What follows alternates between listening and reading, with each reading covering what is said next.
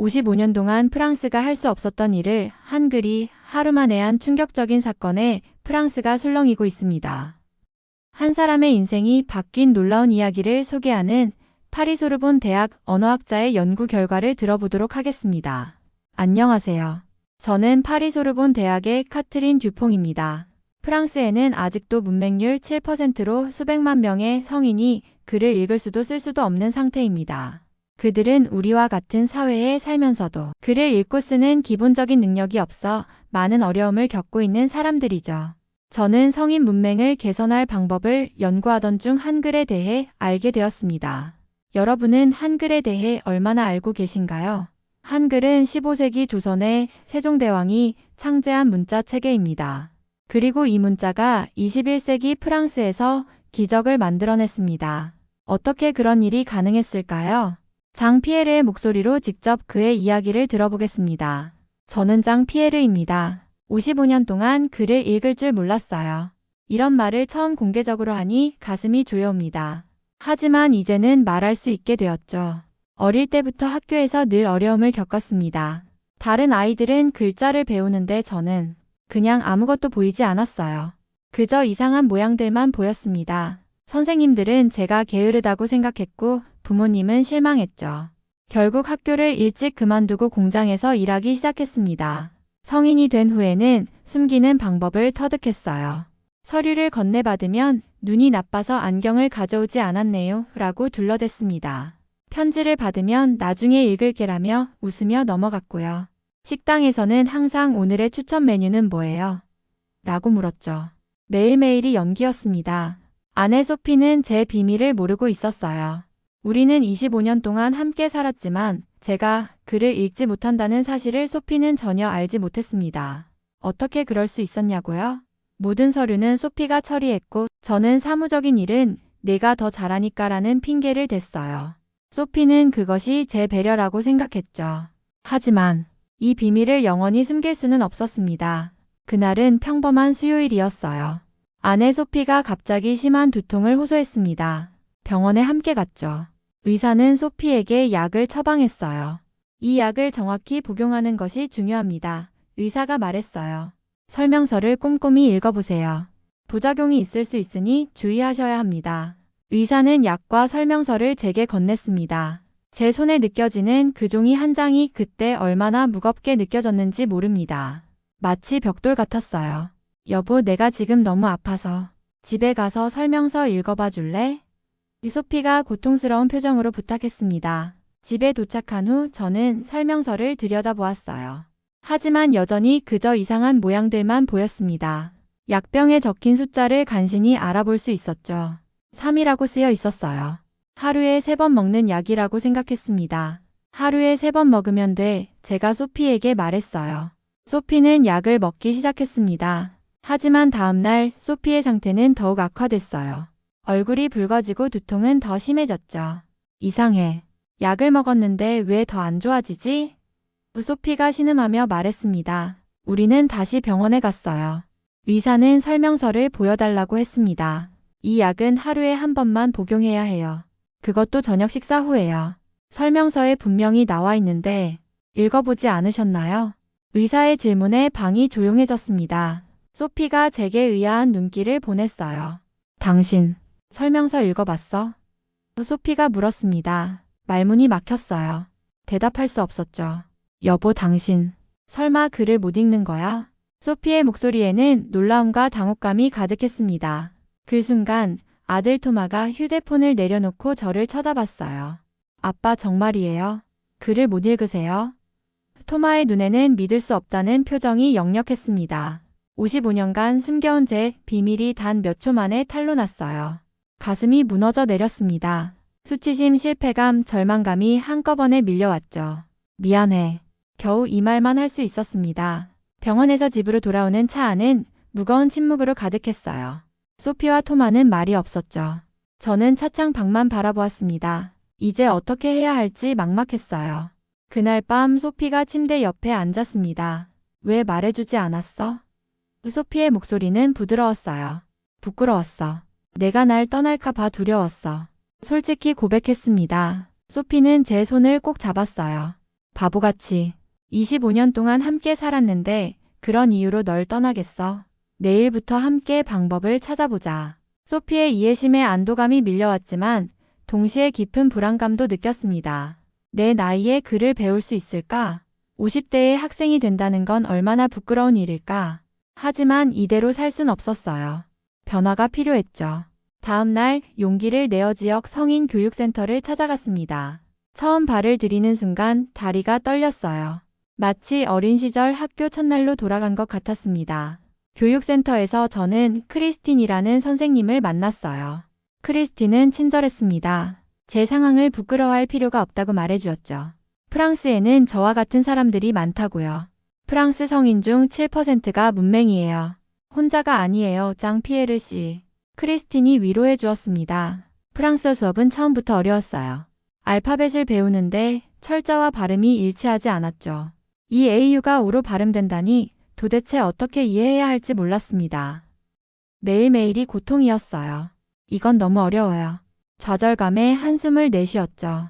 2주가 지났지만 거의 진전이 없었습니다. 매일 밤 집에 돌아와 눈물을 흘렸어요. 소피는 계속 응원해줬지만 제 마음속에는 의심이 커져갔습니다. 아마 난 글을 배울 수 없는 사람인가 봐. 그러던 어느 날 교육센터 복도를 지나가다 한 교실에서 이상한 소리가 들렸어요. 호기심에 문을 살짝 열어보았죠. 아, 장 피에르 씨, 들어오세요. 낯선 여성이 반갑게 맞아주었습니다.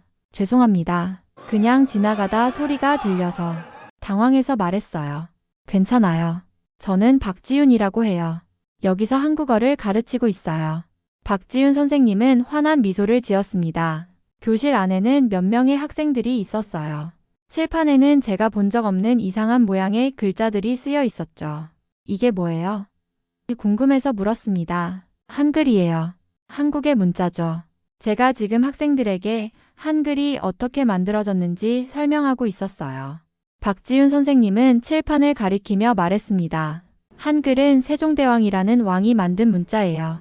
600년 전에요. 가장 큰 특징은 매우 과학적이고 배우기 쉽다는 거죠. 하루 만에 기본을 익힐 수 있어요. 하루 만에요? 제 귀를 의심했어요. 그게 가능한가요? 물론이죠. 한글은 자음과 모음의 조합으로 이루어져 있어요. 발음하는 대로 적을 수 있죠. 호기심이 생겼습니다. 프랑스어와는 달리 소리 나는 대로 적는다니 어쩌면 이게 더 쉬울지도 모르겠다는 생각이 들었어요. 제가 한번 배워볼 수 있을까요? 용기를 내어 물었습니다. 박지윤 선생님은 기꺼이 동의했어요. 그 자리에서 바로 첫 수업이 시작됐죠. 이건 기억이에요. 그처럼 발음해요. 목구멍에서 소리가 나는 모양을 본떴죠.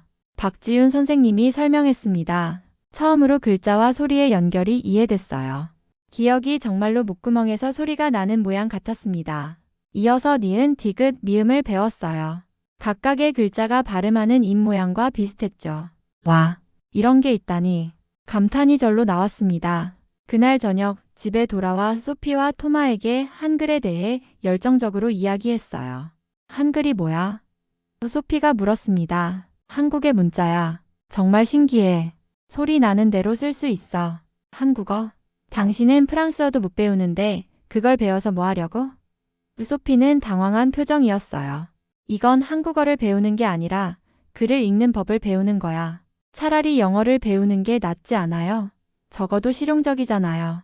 토마가 의아한 표정으로 물었습니다. 가족의 의문에도 불구하고 저는 결심했어요.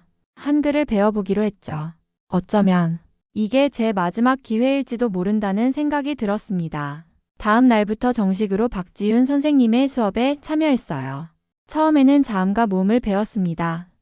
어부와 같은 모음들은 입 모양을 본떴다는 설명이 신기했어요. 그리고 이 자음과 모음을 조합하면 수많은 소리를 만들 수 있다는 사실에 놀랐습니다. 가는 기억과 아의 조합이에요. 나는 니은과 아의 조합이고요. 박지윤 선생님이 설명했어요. 단 하루 만에 기본적인 한글 문자를 익혔습니다. 믿기 어려웠어요. 제 이름을 한글로 써보았죠. 장 피에르가 장 피에르로 적히는 것을 보고 감탄했습니다. 제가 제 이름을 썼어요. 기쁨에 겨워 소리쳤죠. 맞아요, 잘했어요. 박지윤 선생님이 미소 지었습니다. 프랑스어를 배우면서 한 번도 느껴본 적 없는 읽을 수 있다는 감각을 경험했어요. 마치 눈에 안개가 걷히는 듯한 기분이었습니다. 글자들이 더 이상적이 아니라 친구가 되어가고 있었죠. 일주일 후 크리스틴 선생님이 저를 불렀어요. 장피에르 씨, 한글 수업을 듣고 있다고 들었어요. 흥미로운 접근법이네요. 사실 우리 센터에서 실험을 계획하고 있어요. 어떤 실험인가요? 궁금해서 물었습니다. 문맹 성인들에게 한글을 먼저 가르친 후 프랑스어 문해력이 향상되는지 연구하려고 해요. 참여해 볼래요? 망설임 없이 동의했어요. 이건 제게 큰 기회였으니까요. 어쩌면 저 같은 사람들에게 도움이 될 수도 있겠다는 생각이 들었습니다. 실험은 다음 주에 시작됐어요. 저를 포함한 15명의 문맹 성인들이 참여했습니다. 우리는 두 그룹으로 나뉘었죠. 한 그룹은 전통적인 방식으로 프랑스어를 배우고 다른 그룹은 한글을 먼저 배운 후 프랑스어를 배우는 방식이었어요. 저는 한글 그룹에 속했습니다. 매일 2시간씩 한글을 배웠어요. 놀랍게도 2주 만에 한글로 간단한 문장을 읽고 쓸 수 있게 되었죠. 나는 장 피에르입니다. 오늘은 날씨가 좋습니다.와 같은 문장들이요. 신기하지 않나요? 문자와 소리의 연결이 이렇게 명확하다니요. 박지윤 선생님이 말했어요. 한글을 배우면서 문자와 소리의 관계를 이해하기 시작했습니다. 글자가 그저 의미 없는 모양이 아니라 소리를 나타내는 상징이라는 개념을 깨달았어요. 이전에는 결코 이해하지 못했던 부분이었죠. 한 달 후 우리는 프랑스어 학습을 시작했습니다. 놀랍게도 한글을 배운 경험이 프랑스어를 이해하는 데 도움이 되었어요. 프랑스어의 복잡한 철자법이 여전히 어려웠지만 이제는 적어도 문자와 소리의 관계에 대한 기본 개념을 이해하고 있었죠. 이 AU가오로 발음되는 건 여전히 이상하지만 적어도 이제는 그것이 하나의 소리를 나타낸다는 걸 알겠어요. 수업 중에 말했습니다. 실험 중간에 테스트가 있었어요. 한글 그룹과 전통적인 방식의 그룹 모두 간단한 프랑스어 문장을 읽는 테스트였죠. 결과는 놀라웠습니다. 한글을 배운 그룹이 평균 30% 더 빠르게 프랑스어를 습득하고 있어요. 크리스틴 선생님이 발표했습니다. 이 소식은 센터 내에 빠르게 퍼졌어요. 다른 선생님들도 우리의 진행 상황에 관심을 보이기 시작했죠. 하지만 모두가 긍정적인 것은 아니었습니다. 이건 시간 낭비예요. 한국 문자를 배우는데 시간을 쓰느니 그 시간에 프랑스어를 더 공부하는 게 낫습니다. 센터의 베테랑 교사인 피에르 디부아가 실험에 강하게 반대했어요. 디부아 선생님은 전통적인 교육 방식을 고수하는 분이었죠. 프랑스어도 못 배우는데 한국 문자를 배우는 게 무슨 의미가 있습니까? 이건 국가 자금의 낭비입니다. 디부아 선생님의 반발로 실험이 중단될 위기에 처했어요. 센터 이사회에서 이 문제를 논의한다는 소식이 들렸습니다. 우리 모두 불안했죠. 겨우 희망을 발견했는데 이대로 끝나버리는 건가? 그런데 더 큰 문제가 생겼어요. 실험 중간에 재진전이 갑자기 느려졌습니다. 다른 참가자들은 계속 발전하는데 저만 제자리 걸음이었죠. 한글은 잘 읽을 수 있었지만 프랑스어로 넘어오니 다시 어려워졌어요. 이게 정말 효과가 있는 걸까? 의심이 들기 시작했습니다. 소피도 재진전이 느려지는 것을 알아챘어요. 3개월이나 되었는데 아직도 신문을 못 읽어? 소피가 실망한 표정으로 물었습니다. 노력하고 있어. 하지만 너무 어려워. 좌절감에 한숨을 내쉬었어요. 내가 걱정했던 대로야. 한글 배우는 게 시간 낭비였던 것 같아. 소피의 말에 상처받았지만 어쩌면 맞는 말인지도 모른다는 생각이 들었어요. 어쩌면 저는 정말로 글을 배울 수 없는 사람인지도 모르겠다는 절망감이 밀려왔습니다. 그날 밤 수업을 그만둘까 심각하게 고민했어요. 이대로는 아무것도 달라지지 않을 것 같았으니까요. 실험이 시작된 지 4개월째 되는 날이었어요. 아침부터 우울한 기분이었습니다. 오늘 수업을 마지막으로 그만두기로 결심했죠. 소피에게는 아직 말하지 않았어요. 너무 실망할 테니까요. 수업에 가는 대신 공원 벤치에 앉았습니다. 가을 바람이 차갑게 느껴졌어요. 휴대폰이 울렸죠. 토마에게서 온 문자였습니다. 휴대폰 화면을 보는데 놀라운 일이 벌어졌어요. 토마가 보낸 문자를 제가 읽을 수 있었습니다. 아빠 사랑해요. 오늘도 화이팅. 숨이 멎는 것 같았어요. 제가 토마의 문자를 읽었습니다. 처음으로 아들이 보낸 메시지를 스스로 이해했어요. 눈물이 흘렀죠. 가슴이 벅차올랐습니다. 그 순간 깨달았어요. 제가 변하고 있다는 걸요. 진전이 느리게 느껴졌지만 분명히 있었던 겁니다. 4개월 전만 해도 문자 메시지를 읽는 것은 상상도 할 수 없었으니까요. 즉시 센터로 달려갔어요. 크리스틴 선생님과 박지훈 선생님께 무슨 일이 있었는지 흥분해서 말했습니다. 축하해요, 장피에르 씨. 두 선생님 모두 기뻐해 주셨어요. 이제 그만두지 않을 거예요. 계속할 거예요. 결심을 말했죠. 그날 저녁 센터 이사회가 열렸습니다. 실험의 계속 여부를 결정하는 중요한 회의였어요. 저는 발언 기회를 요청했죠. 제 이름은 장 피에르입니다. 55년 동안 문맹이었어요. 목소리가 떨렸지만 계속했습니다. 오늘 아침 제 아들이 보낸 문자를 처음으로 읽었어요. 아빠 사랑해요라고요. 여러분은 이것이 제게 얼마나 큰 의미인지 상상할 수 없을 겁니다. 방 안이 조용해졌어요. 모두의 시선이 저에게 고정됐죠. 한글을 배우면서 저는 글자가 어떻게 소리와 연결되는지 이해하기 시작했어요. 프랑스어는 여전히 어렵지만 이제는 적어도 시도할 용기가 생겼습니다. 이 실험이 계속되길 바랍니다. 저 같은 사람들에게 희망을 주니까요. 말을 마치자 박수 소리가 들렸어요. 많은 이사들이 감동한 표정이었습니다. 심지어 뒤부하 선생님도 생각에 잠긴 표정이었죠. 이사회는 실험을 계속하기로 결정했어요.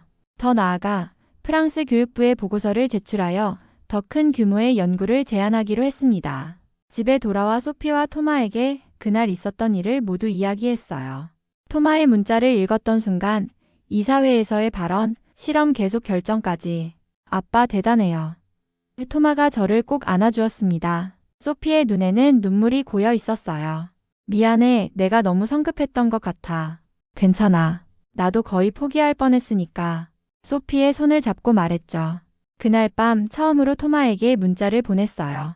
서툴게 한 글자씩 누르면서 썼죠. 나도 사랑한다. 비록 짧은 문장이었지만 제게는 인생의 새로운 장이 열리는 순간이었습니다. 실험은 6개월 동안 계속되었어요. 매일매일이 도전이었지만 포기하지 않았습니다. 한글로 배운 문자와 소리의 개념이 프랑스어를 이해하는데 점점 더 도움이 되기 시작했어요. 이 A 유가오로 발음되는 건 여전히 이상하지만 이제는 받아들일 수 있어요. 크리스틴 선생님에게 말했습니다. 실험이 끝날 무렵 최종 평가가 있었어요.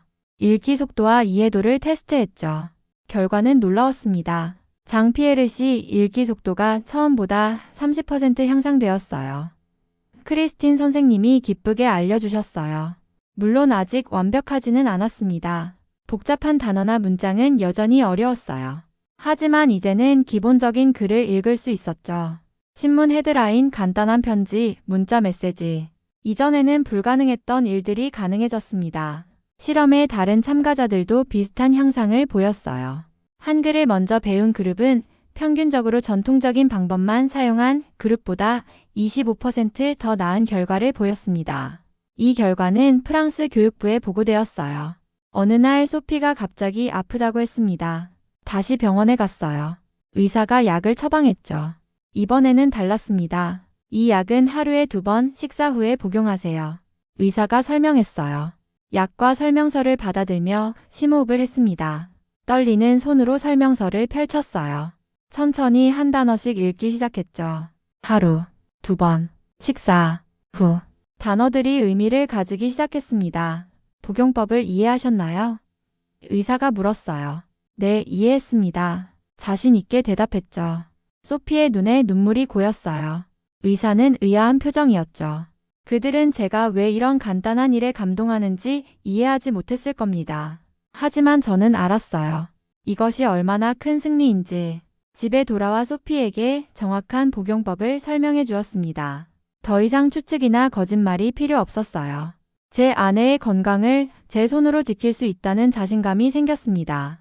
실험 결과는 프랑스 전역에서 주목받기 시작했어요. 여러 교육센터에서 이 방법을 시험해보고 싶다는 연락이 왔죠. 심지어 프랑스 교육부에서도 관심을 보였습니다.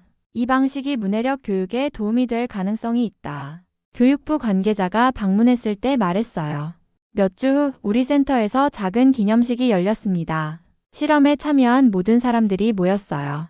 박지훈 선생님은 특별히 한글로 쓰인 수료증을 준비했죠. 여러분 모두가 자랑스럽습니다. 박지훈 선생님이 말했어요. 한글과 프랑스어, 두 문화의 만남이 이렇게 아름다운 결과를 가져올 줄 누가 알았을까요? 수료증을 받으며 지난 6개월을 떠올렸습니다. 처음에는 불가능해 보였던 일이 현실이 되었어요. 이제 저는 더 이상 문맹이 아니었습니다. 센터를 나서는데 뒤부하 선생님이 다가왔어요. 장피에르 씨, 솔직히 처음에는 이 실험이 시간 낭비라고 생각했습니다. 뒤부하 선생님이 고백했어요. 하지만 이제는 제가 틀렸다는 걸 인정합니다. 당신의 용기에 감사드립니다. 뒤부하 선생님의 말에 감동했어요. 때로는 가장 회의적인 사람들조차 변할 수 있다는 걸 깨달았습니다. 그로부터 1년이 지났어요. 지금 저는 파리의 한 호텔 로비에 앉아 있습니다.